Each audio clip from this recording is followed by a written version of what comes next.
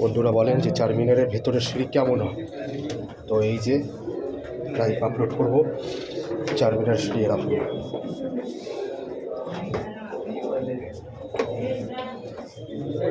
এতটা প্যাসেজ, আমার মতো মোটা লোক ঢুকে যাচ্ছে মানে সবাই ঢুকবে, কোনো অসুবিধা হবে না।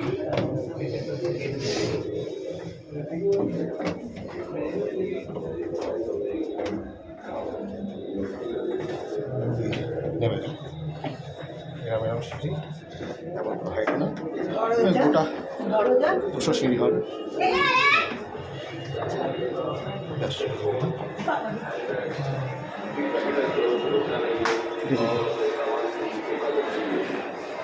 Thank you.